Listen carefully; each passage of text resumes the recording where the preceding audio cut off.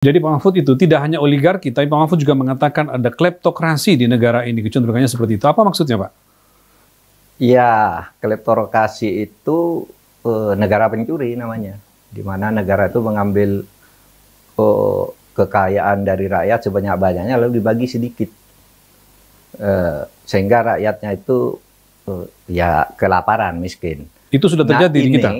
Ini kalau karena kemarin kuliah di kampus, saya menyetir yang akademis, pernyataan Pak Syafi'i Ma'arif, Gun-Gun, Haryanto, Adnan Buyung, itu kan akademis. Tapi sebenarnya secara politik, negara kleptokrasi itu dikatakan oleh Pak Prabowo berkali-kali bahwa Indonesia ini sudah menjadi negara kleptokrasi. Nah, itu dikatakan oleh Pak Prabowo misalnya tanggal 19 Februari tahun 2024 di depan jamaah Thariqah Syatariah di Surabaya. Ketika kampanye mungkin ya? Mendapat dukungan. Ya, mendapat dukungan. Dia katakan kepada para kiai itu, kepada jamaah Thariqah itu, Indonesia sudah kleptokrasi, negara maling. Apakah bapak-bapak mau dipimpin oleh negara maling? Apa buktinya negara maling itu? Sekarang kekayaan Indonesia itu yang dalam bentuk tersimpan di bank 11.000 triliun ada di luar negeri. Ini kekayaan Indonesia. Sementara yang di dalam negeri hanya 5.465 T. Ini kata Pak Prabowo ya. Data. Ini masih data Prabowo. Kata Prabowo. Itu nanti buka aja di harian Kompas ya. Di harian Kompas itu tanggal 19 Juli tahun 2024. Pun sebelum itu malah udah bicara Pak Prabowo, apakah saudara mau dipimpin oleh Malik?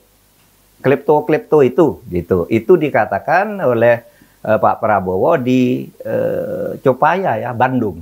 Pada 3 Juli tahun 2014, sudah lebih lama lagi. Gitu ya, udah berapa kali berarti Prabowo mengatakan itu ya? Pak Prabowo tahu bahwa negara Indonesia ini dalam bahaya. Karena dikangkangi oleh klepto-klepto, pencuri-pencuri. Jadi pejabat-pejabatnya itu, elit-elitnya kata Pak Prabowo maling. Dan itu ada kata maling. Pak Prabowo nyebut kata maling gitu. Nanti dilihat aja di Kompas, jejak digitalnya kan ada. Artinya apa? Pak Mahfud melihat kecenderungan itu nanti akan muncul lalu Pak Prabowo akan menghadapi masalah itu. Mudah-mudahan Pak Prabowo karena sudah tahu masalahnya sejak tahun pencalonan yang periode pertama itu, ya mudah-mudahan mengambil langkah-langkah yang tegas untuk ini. Sebenarnya kalau presiden mau kan dia presiden bisa gitu. Nah, karena berkaitan dengan itu kan sebenarnya Pak, kita tarik nih video yang kita tayangkan Bapak 3 hari lalu ini, itu hampir bersamaan dengan beredarnya video Pak Prabowo ketika pidato di Partai Gerindra. Kalau nggak salah di Partai Gerindra, Pak. Iya. Itu dia mengatakan bahwa kepada Partai Gerindra gitu ya, kepada pengurus-pengurus Partai Gerindra mengatakan bahwa jangan sampai Anda melakukan korupsi. Kira-kira itu istilahnya dia mengatakan begini, Pak. Jangan kau jadi koruptor. Jangan kau hianati bangsa ini. Kau kejar sampai dimanapun kalau kau berkhianat. Itu keras sekali pernyataannya. Ya keras sekali. Dan itu memberi harapan bagi kita. Memberi harapan agar terjadi perbaikan. Saya ingin Pak Mahfud untuk melihat dulu, Pak. Kita lihat dulu videonya. Seperti apa persisnya Pak Prabowo ketika itu dengan keras di depan pengurus Gerindra. Mengatakan bahwa jangan kalian korupsi. Ini keras sekali Pak pernyataannya. Ya. Dengan gaya khasnya Prabowo seperti selama ini meledak-ledak menyampaikan. Pak Mahfud melihat ada harapan untuk memberantas korupsi ke depan dengan sikap seorang presiden terpilih seperti ini? Kita berharap, saya ikut bertepuk tangan aja dengan orang-orang tadi. Bagus. Mudah-mudahan ini betul-betul disublimasikan ke dalam kebijakan-kebijakan presiden yang baru nanti. Ya, meskipun beberapa orang tetap masih aja ragu, gitu ya. Saya harus mengatakan keraguan itu tetap muncul sampai sekarang gitu. Ya, kita harus optimis. Kan tidak ada jalan lain bahwa pergantian presiden harus terjadi. Oleh sebab itu kita harus menggantungkan harapan. Apapun, optimis atau tidak optimis itu ya kita harus tidak bisa mengelak bahwa kita berharap pada kepemimpinan baru ini agar secara konstitusional dia laksanakan kewenangan-kewenangan itu untuk menghajar yang tadi.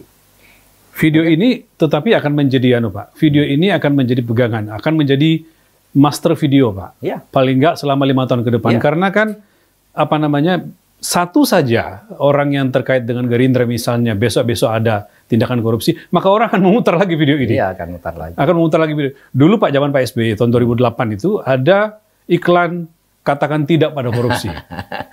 Jadi pada tokoh-tokoh Partai Demokrat waktu itu semua muncul. Bahkan 3 diantaranya itu masuk penjara yang mengatakan itu. Nah, itu yang membuat menjadi orang masih menjadi apa kata orang? Katakan tidak, padahal korupsi. Padahal korupsi, gitu ya.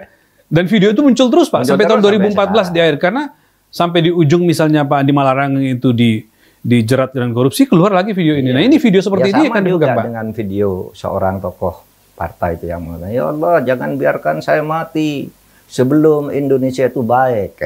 Di Indonesia ada banyak korupsi. Itu di-setel terus.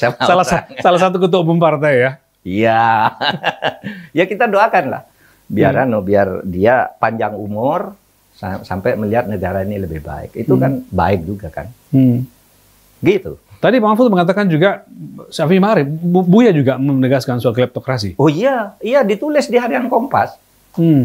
Buya Syafi'i Ma'arif itu mengatakan ini, tahu nggak Anda itu kleptokrasi? Kleptokrasi itu adalah pemerintahan pencilok itu. Pencilok itu pencuri kalau bahasa Padang. Jadi pemerintahan pencuri. Pak Syafi'i Ma'arif yang menulis itu. Dan banyak sih di Kompas itu dimuat.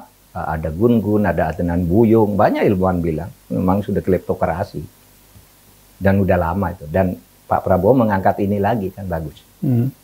Okay. Bagaimana dengan pernyataan Bapak juga di video itu tadi mengatakan bahwa demokrasi menjadi demokrasi main-main, otoritarian, apa yang diinginkan bisa terjadi besok oleh pemerintah. Itulah kleptokrasi, untuk mencuri kekayaan negara, untuk merampas hak-hak rakyat, kemudian melalui cara membuat undang-undang yang main-main, demokrasinya formalitas, dan itu kan yang saya katakan.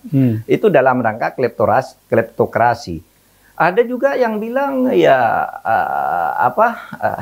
selain kleptokrasi itu ada istilah baru sekarang ini, Pak, kartelisasi. Kartelisasi politik. Di mana kekuatan-kekuatan politik itu bergabung beberapa orang lalu menyatukan kekuatan, bagi-bagi kekuatan politik, kamu di sana sehingga yang lain tidak kebagian. Itu kartelisasi dalam rangka kleptokrasi itu tadi.